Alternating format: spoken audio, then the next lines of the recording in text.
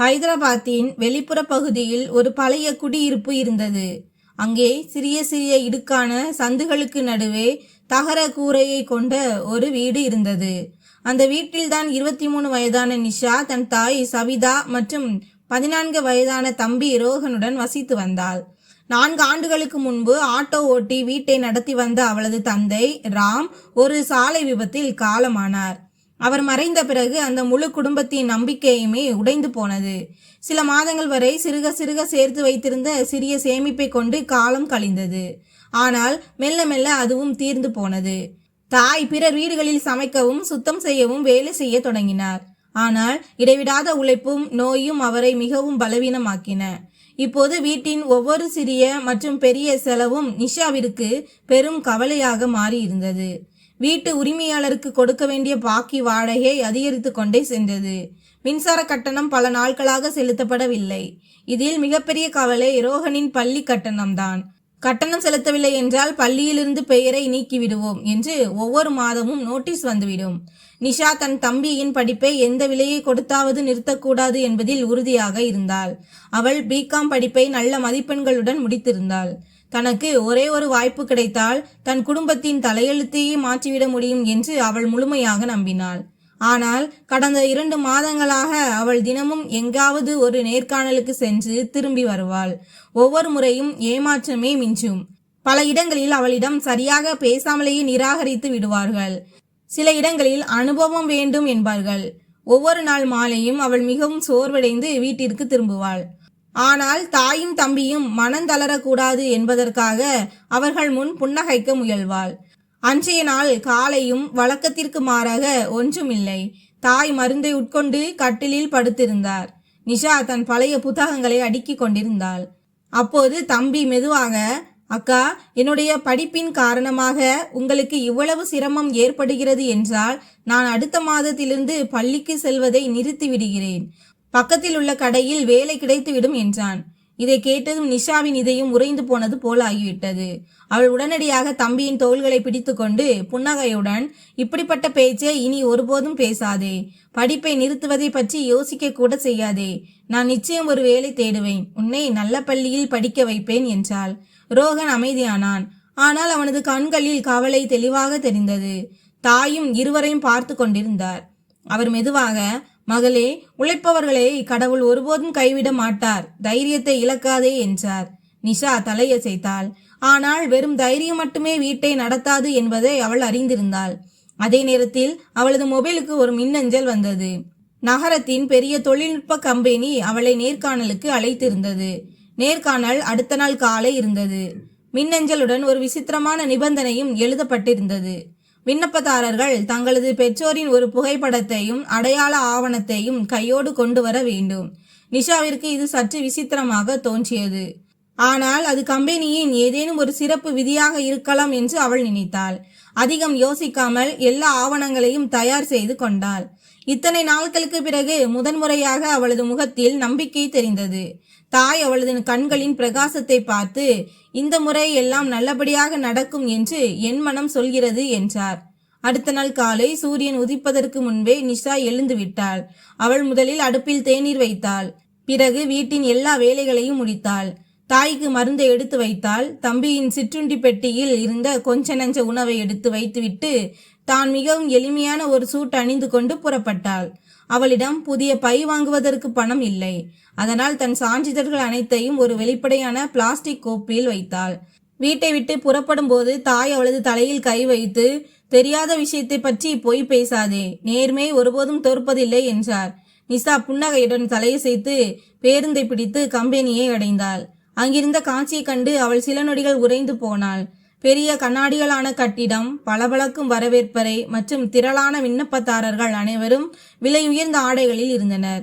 சிலர் கையில் தோள்பை வைத்திருக்க, சிலர் கையில் விலையுயர்ந்த மடிக்கணினி வைத்திருந்தனர். நிஷா தன் எளிய ஆடை மற்றும் பிளாஸ்டிக் கோப்புடன் அங்கே தன்னை தனியாக உணர்ந்தாள். சில பெண்கள் அவளை பார்த்து மெதுவாக சிரிக்க தொடங்கினர். ஒரு இளைஞன் தன் நண்பனிடம், தவறான இடத்திற்கு வந்துவிட்டால் போலிருக்கிறது என்றான். நிஷா எல்லாவற்றையும் கேட்டாள். ஆனால் எந்த பதிலும் கூறவில்லை. அவள் ஒரு மூலையில் சென்று அமைதியாக அமர்ந்து கொண்டாள். உடைகள் அல்ல, உழைப்பே மனிதனின் அடையாளத்தை உருவாக்கும் என்பது அவளுக்கு தெரியும். அவள் ஆழமாக மூச்சை இழுத்துவிட்டு தன் முறைக்காக காத்திருக்க தொடங்கினாள். சுமார் 1 மணி நேரத்திற்கு பிறகு அவளது பெயர் கூப்பிடப்பட்டது. அவள் நேர்காணல் அறைக்குள் நுழைந்தபோது எதிரே 3 பேர் அமர்ந்திருந்தனர். அவர்கள் வழக்கமான கேள்விகளுடன் தொடங்கினர். படிப்பு, கணினி மற்றும் கணக்கு பதிவியல் சார்ந்த சில கேள்விகளை கேட்டனர். நிஷா தனக்கு தெரிந்த கேள்விகளுக்கு முழு தன்னம்பிக்கையுடன் பதிலளித்தாள். ஆனால் சில தொழில்நுட்ப கேள்விகளுக்கு அவளுக்கு பதில் தெரியவில்லை. அங்கே இருந்த ஒரு அதிகாரி விருப்பம் இருந்தால் உத்தேசமாக கணித்து பதிலளிக்கலாம் என்றார். நிஷா பயத்துடன், சார், எனக்கு தெரியாத விஷயத்திற்கு தவறான பதிலை கூறி உங்களையும் என்னையும் நான் ஏமாற்ற விரும்பவில்லை. வாய்ப்பு கிடைத்தால் கற்றுக்கொள்வேன், ஆனால் பொய் சொல்ல முடியாது என்றாள். அறைக்குள் சில நொடிகள் அமைதி நிலவியது. மூவரும் ஒருவரை ஒருவர் பார்த்து கொண்டனர். பிறகு அவர்களில் ஒருவர் புன்னகைத்து, சரி, நீங்கள் செல்லலாம், முடிவு உங்கள் மின்னஞ்சலுக்கு வந்து சேரும் என்றார். நிஷா நன்றி கூறிவிட்டு வெளியே வந்தாள். அவளது நேர்காணல் நன்றாக நடந்ததா இல்லையா என்று அவளுக்கு புரியவில்லை. திரும்பி வரும் வழியில் கோயில் வாசலில் நின்று சிறிது நேரம் கண்களை மூடி பிரார்த்தனை செய்துவிட்டு பிறகு பேருந்தில் ஏறி வீட்டிற்கு வந்தாள். வழிநெடுகிலும் அவளது மனதில் ஒரே ஒரு கேள்விதான் ஓடிக்கொண்டிருந்தது. இம்முறை அவளது உழைப்பிற்கு பலன் கிடைக்குமா அல்லது முந்தைய முறைகளைப் போல இந்த நம்பிக்கையும் உடைந்து போகுமா? மாலை பொழுது சாய தொடங்கியது. வீட்டின் மூவரும் அமைதியாக அமர்ந்திருந்தனர். மொபைலில் மின்னஞ்சல் மணி அடித்த உடனேயே நிஷா நடுங்கும் கரங்களுடன் மின்னஞ்சலை திறந்தாள். சில வினாடிகள் அவள் திரையையே பார்த்து கொண்டிருந்தாள். பிறகு அவளது முகத்தில் இருந்த புன்னகை மெல்ல மெல்ல மறைய தொடங்கியது. அந்த மின்னஞ்சலில் இந்த பதிவிற்கு வேறொரு விண்ணப்பதாரர் தேர்ந்தெடுக்கப்பட்டுள்ளார் என்று தெளிவாக எழுதப்பட்டிருந்தது. அவள் எதுவும் பேசாமல் மொபைலை கீழே வைத்தாள். தாய்க்கு எல்லாம் புரிந்தது. ஆனால் அவர் எதையும் கேட்கவில்லை. ரோகனும் அமைதியாக தன் புத்தகங்களை மூடி வைத்துவிட்டு மறுபக்கம் பார்க்க தொடங்கினான். யாரோ கடைசி நம்பிக்கையையும் பறித்துவிட்டது போல அறைக்குள் ஒருவித அமைதி நிலவியது. நிஷா தன்னை தேய்ச்சி கொண்டு, பரவாயில்லை, வேறு எங்கேனும் முயற்சி செய்கிறேன் என்றாள். ஆனால் அவளது குரலில் மறைந்திருந்த வலி தெளிவாக தெரிந்தது. அப்போது இரவு சுமார் 10:30 மணியளவில் திடீரென்று அவளது மொபைல் மணி மீண்டும் அடித்தது. திரையில் ஒரு தெரியாத எண் பிரகாசித்துக் கொண்டிருந்தது. நிஷா பதற்றத்துடன் அழைப்பை ஏற்றாள். மறுமுனையிலிருந்து ஒரு அமைதியான கம்பீரமான குரல் கேட்டது. நான் நிஷாவிடம் பேசுகிறேனா? மறுமுனையிலிருந்து வந்த கம்பீரமான குரலை கேட்டு நிஷா சில நொடிகள் அமைதியாகி விட்டாள். அவள் மெதுவாக, ஆம், நான் தான் நிஷா பேசுகிறேன், நீங்கள் யார் என்று கேட்டாள். எதிர்முனையில் இருந்தவர் அமைதியான குரலில், நான் தேவா பேசுகிறேன், நீங்கள் இன்டர்வியூக்கு வந்த கம்பெனியின் மேனேஜிங் டைரக்டர் என்று பதிலளித்தார். இதை கேட்டதும் நிஷா நிமிர்ந்து உட்கார்ந்தாள். அவ்வளவு பெரிய கம்பெனியின் உரிமையாளரே தனக்கு தொலைபேசியில் அழைக்கிறார் என்பதை அவளால் நம்பவே முடியவில்லை.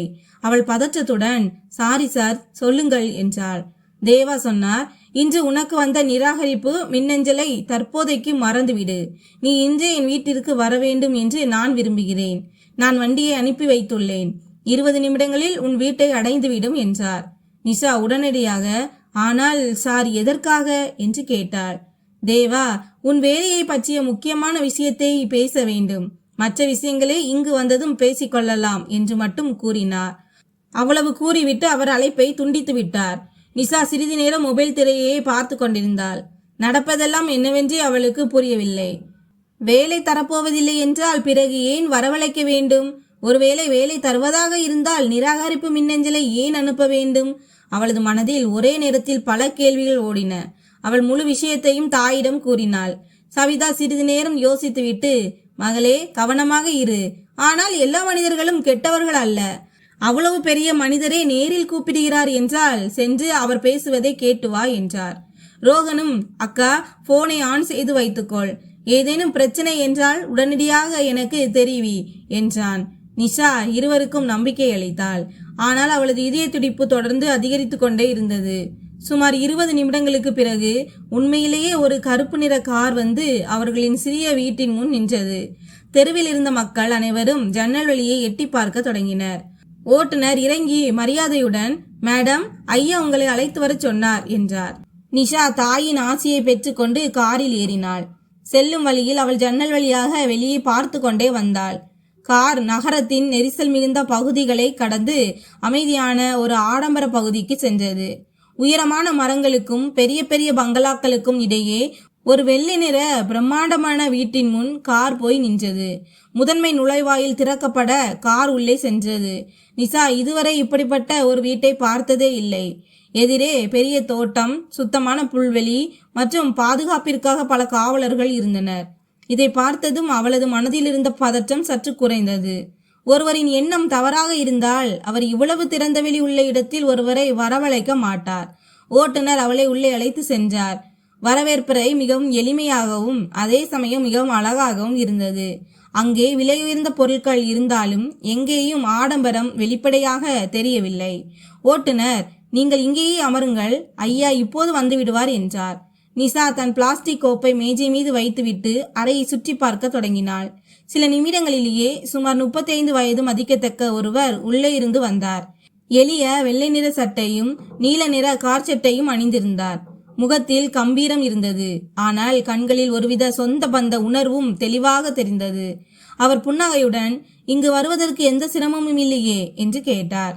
நிஷா மரியாதையுடன் எழுந்து நின்று, இல்லை சார், எந்த சிரமமும் இல்லை என்றாள். தேவா எதிரில் இருந்த சோஃபாவில் அமர்ந்து, இயல்பாக அமர், இங்கு நீ எதை கண்டும் பயப்பட தேவையில்லை என்றார். அவரது வார்த்தைகளை கேட்டதும் நிஷாவின் பதற்றம் சற்று குறைந்தது. ஆனால் அவளது மனதில் கேள்விகள் இன்னும் இருந்தன. அப்போது தேவா மேஜை மீது வைக்கப்பட்டிருந்த ஒரு மூடிய உரையை எடுத்து அவளை நோக்கி நீட்டி, இதை திறந்து பார் என்றார். நிஷா மெதுவாக அந்த உரையை திறந்தாள். உள்ளே கம்பெனியின் அதிகாரப்பூர்வ பணி நியமன கடிதம் இருந்தது. அவள் சில நொடிகள் அதையே பார்த்து கொண்டிருந்தாள். அவளது கண்களில் மகிழ்ச்சியும் ஆச்சரியமும் ஒரே நேரத்தில் வெளிப்பட்டன. அவள் நடுங்கும் குரலில், ஆனால் சார், நான் தான் நிராகரிக்கப்பட்டு விட்டேனே என்றாள். தேவா லேசாக புன்னகைத்து, அந்த முடிவு நேர்காணல் குழுவினுடையது, இறுதி முடிவு என்னுடையது என்றார். நிஷா உடனடியாக, சார், என் மீது பரிதாபப்பட்டு மட்டும் வேலை தந்திருக்கிறீர்கள் என்றால் இந்த வேலையை என்னால் ஏற்றுக்கொள்ள முடியாது. எனக்கு யார் தயவும் தேவையில்லை என்றாள். அவளது பேச்சை கேட்டதும் தேவா முதன்முறையாக மனமாற புன்னகைத்தார். அவர், இந்த பதிலை கேட்கத்தான் நான் எதிர்பார்த்து கொண்டிருந்தேன். பரிதாபத்தின் அடிப்படையில் வேலை ஏற்றுக்கொள்ளும் ஆளாக நீ இருந்திருந்தால் ஒருவேளை உன்னை நான் இங்கேயே வரவழைத்திருக்க மாட்டேன் என்றார். நிஷா ஆச்சரியத்துடன் அவரை பார்த்தாள்.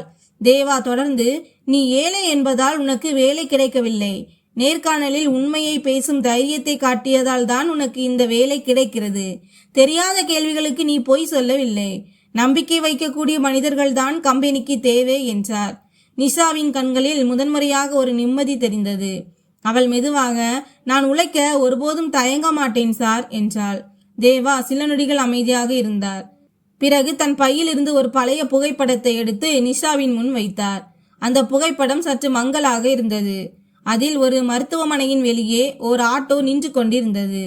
அதன் அருகில் ஒரு நடுத்தர வயது மனிதர் நின்று கொண்டிருந்தார். புகைப்படத்தை பார்த்ததுமே நிஷாவின் கண்கள் விரிந்தன. அவள் உடனடியாக, இது என் தந்தைதான் என்றாள். அவளது குரல் தழுதழுத்தது. தேவா கம்பீரமாக, உனக்கு முழு நம்பிக்கை இருக்கிறதா என்று கேட்டார். நிஷா புகைப்படத்தை அணைத்து கொண்டு, ஆம் சார், இவரை போய் நான் எப்படி அடையாளம் தெரியாமல் இருப்பேன் என்றாள். அறைக்குள் சில நொடிகள் அமைதி நிலவியது. தேவா கண்களும் கலங்கின. அவர் மெதுவாக, நான் பல ஆண்டுகளாக இந்த முகத்தை தான் தேடிக்கொண்டிருந்தேன் என்றார். நிஷா முற்றிலும் குழம்பி போனாள். அவள், ஆனால் என் தந்தையின் புகைப்படம் உங்களிடம் எப்படி வந்தது என்று கேட்டாள். தேவா ஆழமாக மூச்சை இழுத்துவிட்டு, இந்த கேள்விக்கான பதில் மிகவும் நீளமானது. ஆனால் ஒன்று மட்டும் புரிந்து கொள், நான் இன்று உயிருடன் இருக்கிறேன் என்றால் அதற்கு உன் தந்தைக்கு மிகப்பெரிய பங்கு உண்டு என்றார். இதை கேட்டதும் நிஷாவின் இதயம் வேகமாக துடிக்க தொடங்கியது. அவளது தந்தை வீட்டில் ஒருபோதும் இப்படிப்பட்ட ஒரு சம்பவத்தை பற்றி பேசியதே இல்லை. அப்படி என்னதான் நடந்திருக்கும்? கோடிக்கணக்கான ரூபாய் மதிப்புள்ள கம்பெனியின் உரிமையாளர் இன்றளவும் தன் தந்தையை நினைவில் வைத்திருக்கிறார் என்ற செய்தி நிஷாவை வியப்பில் ஆழ்த்தியது. அவளது கண்கள் இப்போது தேவாவின் முகத்தையே பார்த்து கொண்டிருந்தன. தன் தந்தையின் வாழ்க்கையில் தன் குடும்பத்திற்கே இதுவரை தெரியாத ஒரு ரகசிய பக்கம் இப்போது நகரப் போகிறது என்பதை அவள் உணர்ந்தாள். தேவா மேஜை மீது இருந்த தண்ணீர் கிளாஸை எடுத்து ஒரு மடக்கு குடித்தார். பிறகு சில நொடிகள் ஜன்னல் பக்கமாக பார்த்து கொண்டிருந்தார். அவரது முகத்தில் பழைய நினைவுகள் நிழலாடுவது தெளிவாக தெரிந்தது. பிறகு அவர் மெதுவாக நிஷாவின் பக்கம் திரும்பி, இன்றிலிருந்து 7 ஆண்டுகளுக்கு முன்பு நடந்த விஷயம் இது. அன்று இரவில் உன் தந்தை என்னை சாலையில் விட்டுவிட்டு சென்றிருந்தால் ஒருவேளை நான் இன்று இந்த உலகத்திலேயே இருந்திருக்க மாட்டேன். என்னை யார் என்றே தெரியாமல், எந்த ஒரு சுயநலமும் இல்லாமல் அவர் என் உயிருக்கு பாதுகாப்பு அளித்தார். அதை என் வாழ்நாளில் என்னால் மறக்கவே முடியாது. அவரை தேட நான் எவ்வளவோ முயற்சிகள் செய்தேன். ஆனால் ஒவ்வொரு முறையும் ஏமாற்றமே மிஞ்சியது. பிறகு ஒரு நாள் உன்னுடைய சுய விபர குறிப்பு என் கைக்கு வந்தது. அப்போதே என் தேடல் நிறைவடைய போகிறது என்று எனக்கு தோன்றியது என்றார். நிஷாவின் மூச்சு ஆழமானது. அவளது விரல்கள் இன்னமும் அந்த பழைய புகைப்படத்தை இறுக்கமாக பிடித்து கொண்டிருந்தன. தன் தந்தையின் வாழ்க்கையின் மிகப்பெரிய ரகசியம் இப்போது வெளிவரப்போகிறது என்பதை அவள் உணர்ந்தாள். தேவா சில நொடிகள் கண்களை மூடிக்கொண்டார். பல ஆண்டுகளுக்கு முந்தைய நினைவுகளுக்குள் அவர் சென்றுவிட்டது போல தெரிந்தது. பிறகு அவர் மெதுவான குரலில் பேச தொடங்கினார். 7 ஆண்டுகளுக்கு முன்பு நான் ஒரு தொழில்முறை கூட்டத்திற்காக ஹைதராபாத்திற்கு வந்திருந்தேன். அந்த சமயத்தில் நான் இவ்வளவு பெரிய தொழிலதிபர் அல்ல. என்னிடம் ஒரு சிறிய கம்பெனி மட்டுமே இருந்தது. அதை வளர்ப்பதற்கான முயற்சிகளில் நான் ஈடுபட்டு கொண்டிருந்தேன். அன்று இரவு ஒரு விருந்தில் நான் அளவுக்கு அதிகமாக குடித்து விட்டேன். ஓட்டுநருக்கு விடுமுறை அளித்துவிட்டு நானே காரை ஓட்டி சென்றேன். சிறிது நேரத்தில் என் கார் தடுப்பு சுவரில் மோதியது. தலையில் பலத்த காயம் ஏற்பட்டு நான் சாலையோரம் மயங்கி கிடந்தேன். நள்ளிரவு நேரம் என்பதால் பல வாகனங்கள் அந்த வழியே சென்றன. சிலர் மெதுவாக சென்று பார்த்தார்கள். ஆனால் யாருமே உதவி செய்ய முன் வரவில்லை. அப்போதுதான் ஒரு பழைய ஆட்டோ அங்கே வந்து நின்றது. அந்த ஆட்டோ ஓட்டுநர் ஒரு கணமும் யோசிக்காமல் என்னை தூக்கி தன் ஆட்டோவில் ஏற்றி மருத்துவமனையில் சேர்த்தார். அந்த மனிதர்தான் உன் தந்தை. நிஷாவின் கண்கள் கலங்கின. தன் தந்தை ஒருவரின் உயிரை காப்பாற்றி இருப்பார் என்று அவள் கனவிலும் நினைத்து பார்த்ததில்லை. தேவா தொடர்ந்து பேசினார். மருத்துவர் கூறினார், இன்னும் 10 நிமிடங்கள் தாமதமாகி இருந்தால் நான் பிழைத்திருக்க முடியாது என்று. உன் தந்தை இரவு முழுவதும் மருத்துவமனையிலேயே காத்திருந்தார். நான் அவருக்கு ஏதேனும் உறவினரா என்று மருத்துவர்கள் கேட்டனர். அதற்கு அவர் தெளிவாக, இல்லை, வழியில்தான் பார்த்தேன் என்று கூறினார். இருந்த போதிலும் அவர் என்னை அங்கே தனியாக விட்டுவிட்டு வரவில்லை. அறுவை சிகிச்சைக்கு முன்பாக மருத்துவர்கள் நோயாளி நினைவோடு இருக்க வேண்டியது அவசியம் என்று கூறினர். அப்போது உன் தந்தை இடைவிடாது என்னிடம் பேசிக்கொண்டே இருந்தார். நான் அரைமயக்க நிலையில் இருந்தேன். ஆனால் அவரது குரல் எனக்கு கேட்டுக்கொண்டே இருந்தது. அவர் தன்னை பற்றிய சில விஷயங்களை கூறினார். வீட்டில் மனைவி இருக்கிறார், நிஷா என்ற ஒரு சிறிய மகளும் ஒரு சிறிய மகனும் இருக்கிறார்கள் என்று கூறினார். நான் ஏழைதான், ஆனால் உழைப்பையும் நேர்மையையும் ஒருபோதும் கைவிட மாட்டேன் என்றும் கூறினார். அவரது பேச்சை கேட்டதும் எந்த ஒரு சுயநலமும் இல்லாமல் பிறருக்காக உதவும் மனிதர்கள் இன்றளவும் இந்த உலகில் இருக்கிறார்கள் என்பதை நான் உணர்ந்தேன். அறுவை சிகிச்சை வெற்றிகரமாக முடிந்தது. நான் முழுமையாக நினைவிற்கு வந்ததும் முதலில் அவரை பற்றி தான் விசாரித்தேன். ஆனால் அதற்குள் அவர் மருத்துவமனையிலிருந்து சென்று விட்டார். அவர் தன் முகவரியையும் விட்டு செல்லவில்லை. தான் மனிதநேயத்தின் கடமையை செய்திருக்கிறோம், அதற்கு பதிலாக எதையும் பெற தேவையில்லை என்று அவர் நினைத்திருக்கலாம். நான் மருத்துவமனை ஆவணங்களை ஆராய்ந்தேன், காவல்துறையிடமும் விசாரித்தேன். ஆனால் அவர் இந்த நகரத்தில் ஆட்டோ ஓட்டுகிறார் என்பதை தவிர வேறு எந்த விவரமும் கிடைக்கவில்லை. அதன் பிறகு வேலைகளின் நெரிசல் அதிகரிக்க நான் வேறொரு நகரத்திற்கு சென்று விட்டேன். ஆனால் அவரது முகத்தையும் அவரது பேச்சையும் என்னால் மறக்கவே முடியவில்லை.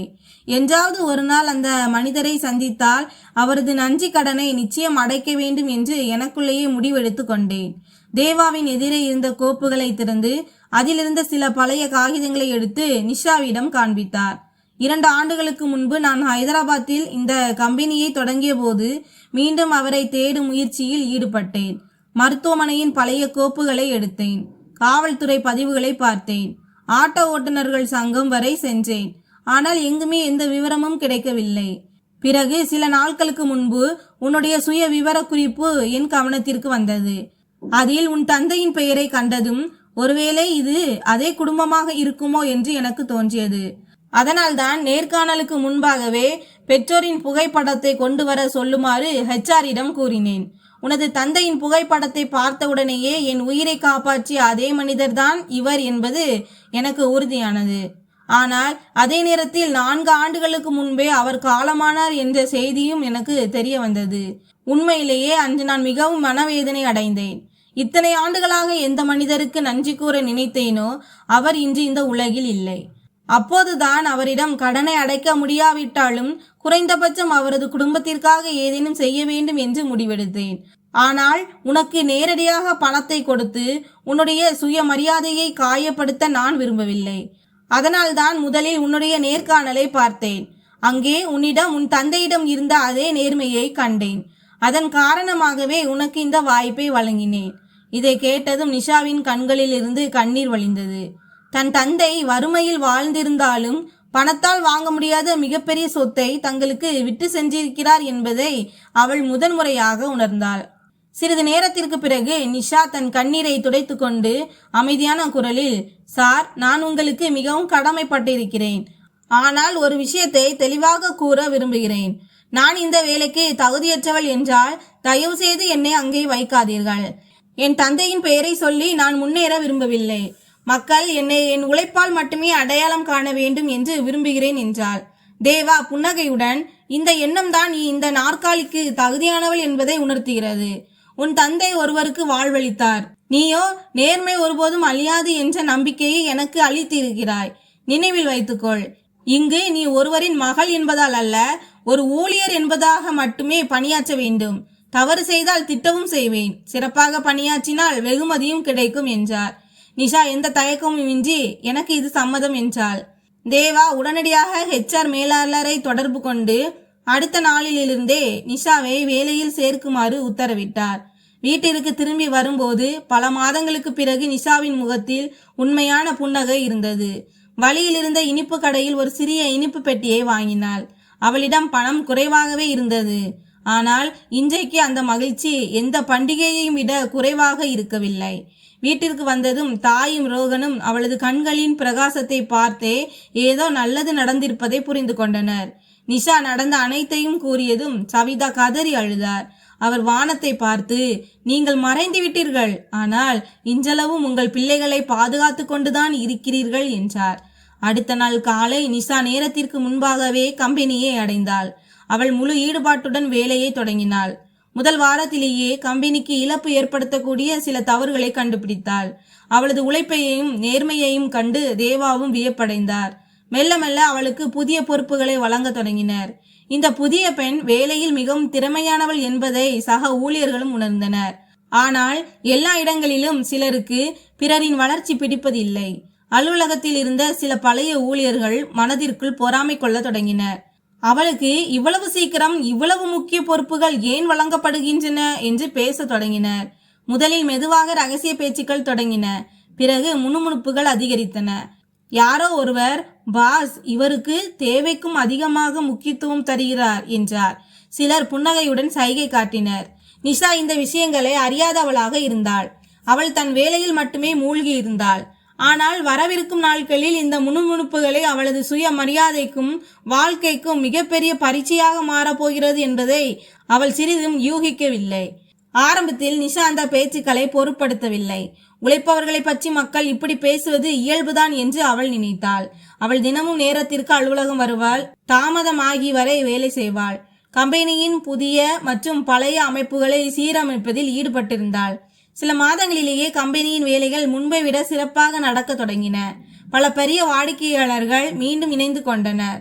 தேவா ஒவ்வொரு கூட்டத்திலும் அவளது வேலையை பாராட்டுவார். ஆனால் இந்த விஷயம் சில பழைய ஊழியர்களுக்கு கண் உறுத்தலாக மாறியது. நிஷாவிற்கு அவளது உழைப்பால் அல்ல, மாறாக முதலாளிக்கு நெருக்கமானவள் என்பதால் மட்டுமே உயர் பதவி கிடைக்கிறது என்று அவர்கள் வதந்திகளை பரப்ப தொடங்கினர். முதலில் இந்த பேச்சுக்கள் ரகசியமாக நடந்தன. பிறகு பகிரங்கமாகவே பேசத் தொடங்கினர். ஒரு நாள் நிஷா நடைபாதையில் கடந்து சென்று கொண்டிருந்தாள். அப்போது இரு ஊழியர்கள் வேலை என்பது ஒரு சாக்கு போக்குத்தான், உண்மையான காரணம் வேறு ஏதோ ஒன்று என்று பேசுவதை கேட்டாள். இதை கேட்டதும் அவளது நடைகள் அங்கேயே நின்றன. பொய் எவ்வளவு ஆழமான காயத்தை ஏற்படுத்தும் என்பதை அவள் முதன்முறையாக உணர்ந்தாள். அவள் எதுவும் பேசாமல் தன் அறைக்கு சென்று விட்டாள். மாலை வரை அவளது கண்கள் கலங்கியிருந்தன. ஆனால் அவள் தன் வேலையை கைவிடவில்லை. அன்று மாலை இந்த விஷயங்கள் அனைத்தையும் யாரோ தேவாவின் கவனத்திற்கு கொண்டு சென்றனர். அவர் உடனடியாக அடுத்த நாள் காலை முழு கம்பெனியின் கூட்டத்தை கூட்டினார். திடீரென்று இவ்வளவு முக்கியமான கூட்டம் ஏன் வைக்கப்பட்டது என்று யாருக்கும் புரியவில்லை. அடுத்த நாள் காலை கம்பெனியின் அனைத்து ஊழியர்களும் மாநாட்டு அரங்கில் கூடினர். சூழல் மிகவும் அமைதியாக இருந்தது. சிறிது நேரத்திற்கு பிறகு தேவா உள்ளே வந்தார். அவரது முகத்தில் கோபம் தெளிவாக தெரிந்தது. அவர் நேரத்தை வீணடிக்காமல் கடந்த சில நாட்களாக நான் மிகவும் அருவருப்பான ஒரு விஷயத்தை கேள்விப்பட்டு கொண்டிருக்கிறேன். சிலர் என்னுடைய மற்றும் நிஷாவின் மரியாதையின் மீது சேற்றை வாரி பூசுகிறார்கள். யாரிடமாவது ஏதேனும் ஆதாரம் இருந்தால் இப்பொழுதே முன்னால் வந்து வையுங்கள் என்றார். அரங்கம் முழுவதும் மயான அமைதி நிலவியது. யாருக்கும் எதுவும் பேச தைரியம் வரவில்லை. தேவா மீண்டும், உண்மை தெரியாத போது பொய்களை பரப்புவது மிகவும் எளிதான வேலை. ஆனால் இன்று உங்கள் அனைவருக்கும் நான் உண்மையை கூறுகிறேன் என்றார். முதன்முறையாக அனைவர் முன்னிலையிலும் 7 ஆண்டுகளுக்கு முன்பு நடந்த சம்பவத்தை விவரித்தார். ஓர் ஏழை ஆட்டோ ஓட்டுநர் எவ்வாறு தன் உயிரை காப்பாற்றினார், எப்படி பெயரும் புகழும் இன்றி மருத்துவமனை விட்டு சென்றார், பல ஆண்டுகளுக்கு பிறகு அதே மனிதரின் மகள் எவ்வாறு இந்த கம்பெனியில் தனக்கு சிக்கினார் என்பதை பற்றி கூறினார். ஒவ்வொரு ஊழியரும் அமைதியாக கேட்டுக்கொண்டிருந்தனர். பிறகு தேவா, நீங்கள் எந்த பெண்ணின் மீது விரலை நீட்டுகிறீர்களோ அவள் எனக்கு மறுவாழ்வு தந்த அந்த மனிதனின் மகள். அவளது நேர்மையையும் உழைப்பையும் பார்த்தே நான் அவளுக்கு வேலை கொடுத்தேன். அவள் வேலையில் பலவீனமாக இருந்திருந்தால் முதலில் நானே அவளை வெளியேற்றியிருப்பேன் என்றார். அதன் பிறகு அவர் ஒவ்வொரு ஊழியரையும் பார்த்து, நினைவில் வைத்துக் கொள்ளுங்கள், பிறரின் உழைப்பை சந்தேகப்படுவதற்கு முன்பு உங்களது உழைப்பை பாருங்கள் என்றார். அரங்கம் முழுவதிலும் எவருக்குமே தலையை நிமிர்த்தி பார்க்க தைரியம் வரவில்லை. பலரும் அங்கேயே நின்று நிஷாவிடம் மன்னிப்பு கேட்க தொடங்கினர். ஆனால் நிஷா, எனக்கு யார் மீதும் பழிவாங்கும் எண்ணம் இல்லை. இனிமேல் உழைக்கும் ஒருவரை பற்றி உண்மை தெரியாமல் எதையும் தீர்மானிக்காதீர்கள் என்று மட்டும் கூறினார். அந்த சம்பவத்திற்கு பிறகு கம்பெனியின் சூழல் முற்றிலும் மாறியது. முன்பு நிஷாவை விட்டு விலகி இருந்தவர்கள் இப்போது அவளை மதிக்க தொடங்கினர். ஆனால் தேவாவின் மனதிற்குள் வேறு ஒரு எண்ணம் ஓடிக்கொண்டிருந்தது. நிஷா வெறும் உழைப்பாளி மட்டுமல்ல, எந்த ஒரு கடினமான சூழ்நிலையிலும் தன் நற்பண்புகளை கைவிடாதவள் என்பதை அவர் உணர்ந்தார். சில நாட்களுக்கு பிறகு ஒரு ஞாயிற்றுக்கிழமை மாலையில் அவர் தன் தாய் சுஜிதாவுடன் நிஷாவின் வீட்டிற்கு சென்றார். அந்த சிறிய வீட்டில் அவர்களை எளிமையாக வரவேற்றனர். சவிதா தேநீர் தயாரித்து கொண்டு வர அனைவரும் அமர்ந்து பேச தொடங்கினர். சிறிது நேரத்திற்கு பிறகு தேவா மிகவும் பணிவுடன், நான் இன்று சும்மா சந்திப்பதற்காக மட்டும் வரவில்லை, ஒரு திருமண வரனை கொண்டு வந்திருக்கிறேன். உங்களுக்கு சம்மதம் என்றால், அதைவிட முக்கியமாக நிஷாவிற்கு விருப்பம் இருந்தால் மட்டுமே நான் மேற்கொண்டு பேசுவேன் என்றார். வீட்டில் சில நொடிகள் அமைதி நிலவியது. நிஷா ஆச்சரியத்துடன் தேவாவை பார்த்தாள். தேவா அமைதியான குரலில், உன்னிடம் நேர்மை, பொறுப்புணர்ச்சி மற்றும் மரியாதையை கண்டேன். நாம் வாழ்நாள் முழுவதும் நாம் இருவரும் ஒருவருக்கொருவர் துணையாக இருக்க வேண்டும் என்று விரும்புகிறேன். ஆனால் இந்த முடிவு முற்றிலும் உன்னுடையது. உனக்கு மறுக்க விருப்பம் என்றால் தாராளமாக மறுக்கலாம் என்றார். நிஷா சிறிது நேரம் அமைதியாக இருந்தாள். அவள் தன் தாயை பார்த்தாள். தாய் புன்னகையுடன், மகளே, வாழ்க்கை உன்னுடையது, முடிவும் உன்னுடையதாகவே இருக்கட்டும் என்றார். நிஷா சில நொடிகள் யோசித்த பிறகு, இந்த உறவு மரியாதையையும் நம்பிக்கையையும் அடிப்படையாக கொண்டது என்றால் எனக்கு சம்மதம் என்றாள். அவளது பேச்சை கேட்டதும் இரு குடும்பத்தினரின் முகத்திலும் நிம்மதி பெருக்கெடுத்தது. எந்த அவசரமும் காட்டப்படவில்லை. சிறிது காலத்திற்கு பிறகு எளிமையான முறையில் இருவருக்கும் திருமணம் நிச்சயிக்கப்பட்டு நடந்தது. திருமணத்திற்கு பிறகும் நிஷாவிடம் எந்த மாற்றமும் வரவில்லை. அவள் ஒருபோதும் தன் பதவியையோ அல்லது உறவையோ தவறாக பயன்படுத்தவில்லை. அவள் முன்பை போலவே நேரத்திற்கு அலுவலகம் சென்றாள், ஊழியர்களின் குறைகளை கேட்டறிந்தாள், ஒவ்வொரு முடிவிலும் விதிகளை பின்பற்றினாள். கம்பெனியில் நிஷா தன் மனைவி என்பதால் எந்த ஒரு சிறப்பு சலுகையையும் அனுபவிக்கிறாள் என்ற எண்ணம் யாருக்கும் வந்துவிடக் கூடாது என்பதில் தேவா எப்போதும் கவனமாக இருந்தார். மெல்ல மெல்ல இருவரும் இணைந்து கம்பெனியை புதிய உயரத்திற்கு கொண்டு சென்றனர். எந்த ஊழியர்கள் முன்பு அவளுக்கு எதிராக வதந்திகளை பரப்பினார்களோ அவர்களே இப்போது அவளது ஆலோசனையை பெற்று பணியாற்ற தொடங்கினர். ரோஹன் தன் படிப்பை முடித்து பொறியாளர் ஆனான். சவிதாவிற்கு நல்ல மருத்துவமனையில் சிகிச்சை அளிக்கப்பட்டது. அவளது உடல்நிலையும் முன்பை விட மிகவும் சீரடைந்தது. பலமுறை நிஷா அலுவலக ஜன்னல் வெளியே பார்த்தவாறே தன் தந்தையை நினைத்து பார்ப்பாள். இன்றைக்கு அவர் இருந்திருந்தால் அவளை பார்த்து அவர்தான் அதிக மகிழ்ச்சி அடைந்திருப்பார் என்று அவளுக்கு தோன்றும். தேவாவும் அடிக்கடி, உன் தந்தை அன்று இரவில் என் உயிரை காப்பாற்றினார். ஆனால் உண்மையை சொன்னால் அவர் என்னை மட்டுமல்ல, எனக்குள் மனித நேயத்தின் மீதிருந்த நம்பிக்கையையும் உயிர்ப்புடன் வைத்தார் என்று கூறுவார். நிஷா ஒவ்வொரு முறையும் புன்னகையுடன் வானத்தை பார்த்து தன் மனதிற்குள் தந்தைக்கு நன்றி கூறுவாள். காலம் கடந்தது. ஆனால் அந்த குடும்பத்தின் கதை அந்த நகரத்திற்கே ஒரு முன்மாதிரியாக மாறியது. மனிதனின் மிகப்பெரிய அடையாளம் அவனது பணம் அல்ல, அவனது நற்செயல்களே என்பதை மக்கள் புரிந்து கொண்டனர்.